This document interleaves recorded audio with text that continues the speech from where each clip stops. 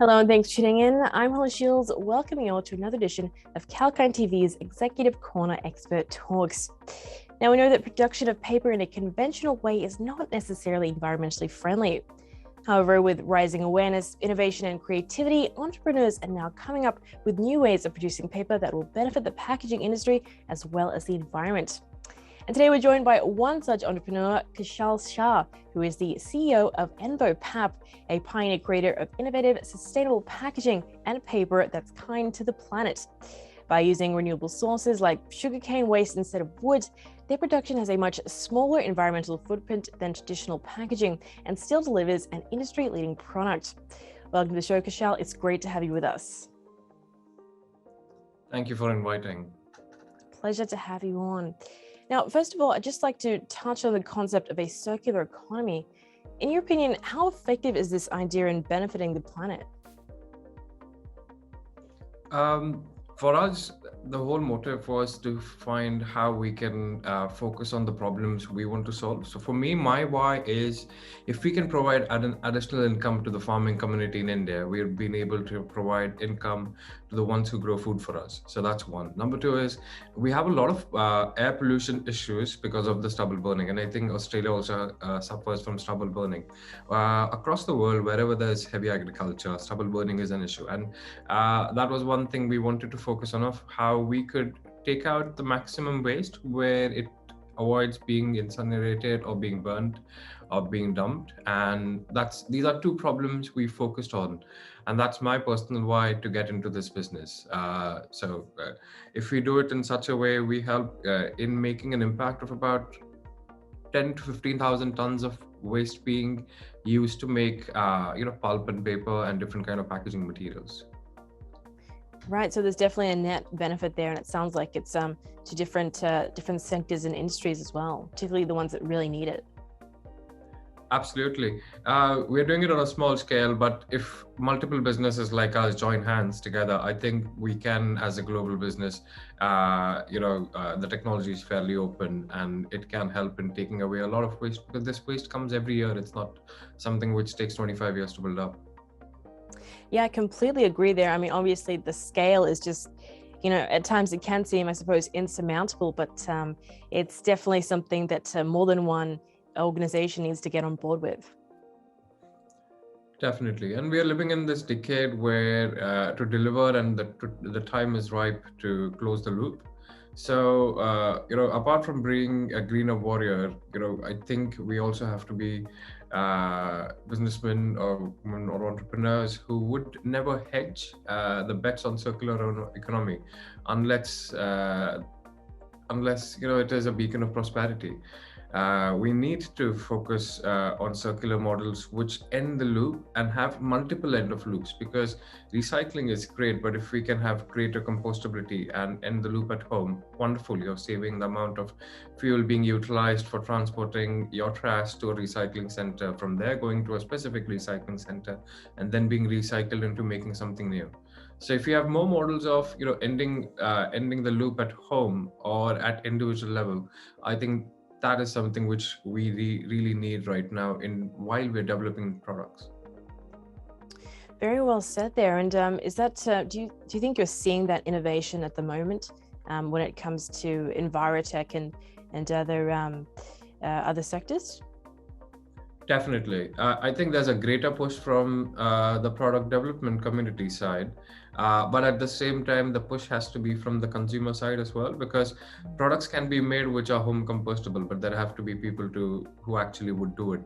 Otherwise, it won't make true sense of closing the loop in the right way, making products to close the loop in the right way. Right, that's a very good point, actually, the consumer responsibility end of it as well. I think a lot of people perhaps overthink that. Fair enough.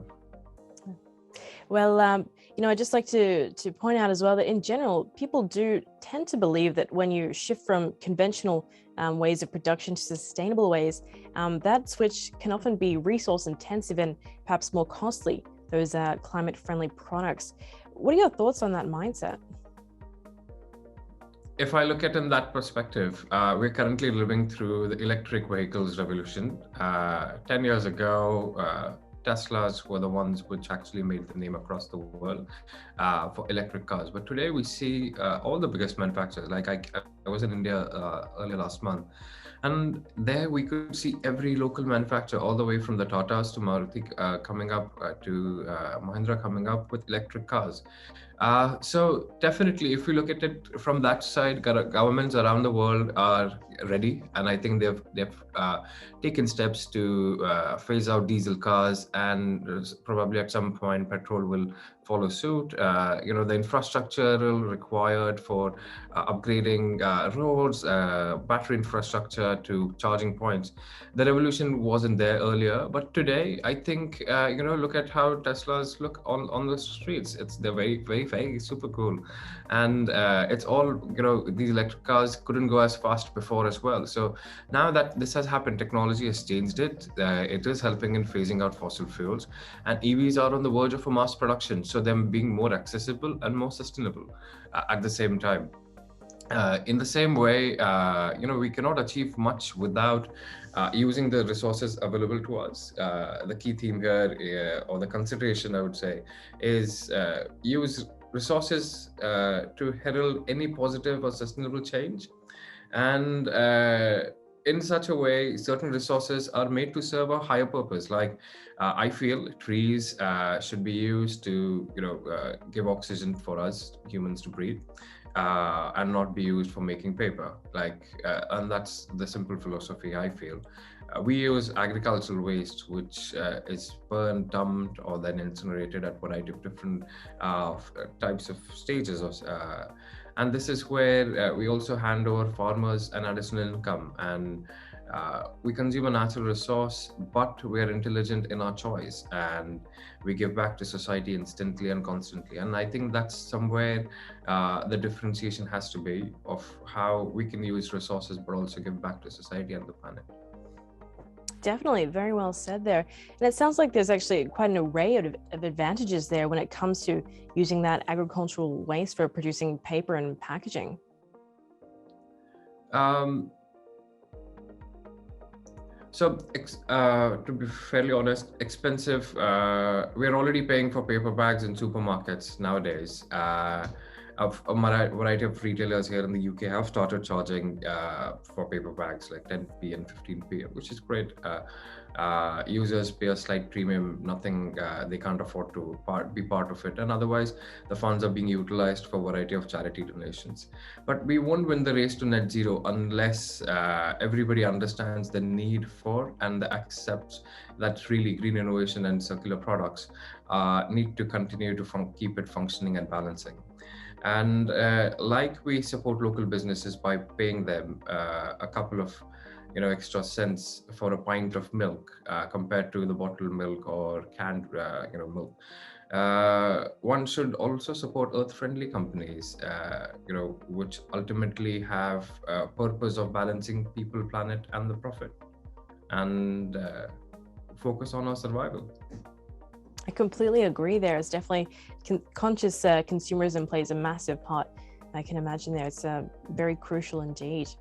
Now, are there any challenges you face in the demand for paper and packaging, especially with that disrupted supply chain issue during the pandemic? It was quite a challenging time because on one side, all our business is exports, and we export to a variety of destinations all the way from Europe, Middle East, Australia, and Africa. And for us, it was challenging to get people in India during the pandemic. A lot of issues on making sure that we had enough people to transport our goods within India. So a lot of transportation sector caused effects within the country and also outside, because a lot of the ports were not operating. So our shipment were getting docked off at a lot of ports which were not operating, and there were delays for more than a month. And then we had a lot of issue in getting empty containers to ship out our own products, a lot of documentation. So all in all, I won't say it was a great time with supply chain, but what we felt was, with the pandemic, I think people have understood the value of e-commerce packaging, or because we've been ordering products online throughout the pandemic to keep safe. And while we do that, everyone can see that the amount of plastic which is being used. So I think over the after a few months which has passed throughout the pandemic, we've seen a lot more people looking at the e-commerce packaging, and that's something which we've turned it into an opportunity. Even though we've had issues, but now we've started focusing on the specific e-commerce and food packaging sectors where we feel there's higher demand. There's a lot to do because that waste is being made every single day. E-commerce is not going down. We're not going to stop going out. We're not going to stop eating burgers, and we're not going to stop eating fries. So we are going to need the packaging. We are going to watch movies, and these are the products we now feel we need to start focusing on to create and inspire people that yes, we can make packaging out of waste, and if we can do it, you can get inspired to do something else.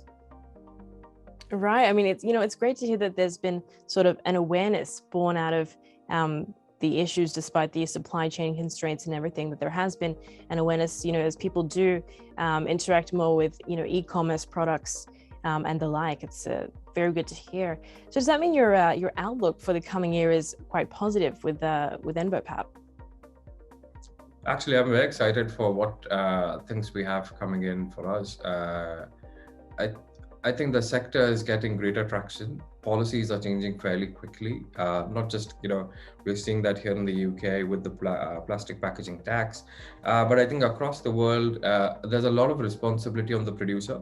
So if I'm, let's just say, a cosmetic company or I am a retail company, I am being responsible for a lot of the waste I create. So it's much more being important for large organizations to think about their materials, to make very concise decisions, which is quite exciting for us because we've got something disruptive, innovative, and if we get a chance to put it on the table, why not?